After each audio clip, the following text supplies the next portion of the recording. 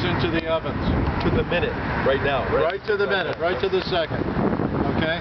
And here we are, 2012, and this month we've had the United Nations overwhelmingly support not just Islamic Nazi terrorists, but to demand the fact that the Holy Land that's been occupied by the Jews and given to us by God for 5,000 years has to be split. Jerusalem that's been Jewish for 3,000 years has to be split and given to the very Islamic Nazis that were aligned with Hitler and who danced in the streets after 9/11. There's a madness going on here that's beyond comprehension. The fact that we have this world community based in New York, controlled by the Muslims, 57 or 58 Muslim countries, plus Arab oil, dictating this madness and run by the very people screaming not just death to Israel, but death to America. And the question is, why are we allowing this? Why is the world silent about what's going on?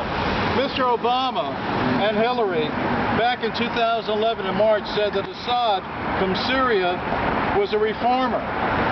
44,000 dead, 500,000 refugees. That's part of the whole Middle East policy from this administration that also said, oh, by the way, let's go back to 1967 borders. What does that mean? There were no borders. The fact is that Israel liberated and finally put together a united Jerusalem that hadn't been there since 1948 when the Jordanians took it over on the east side. Now what we're witnessing is that for 1,700 years, no Jew was allowed up the first 7 steps of the burial place of Abraham, Isaac, and Jacob.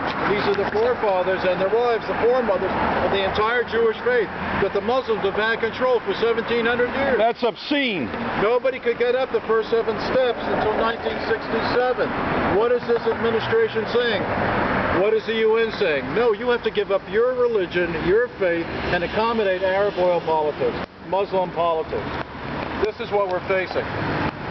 This is the same president who's given $2 billion to Fatah, which has gone to Hamas, in violation of the U.S.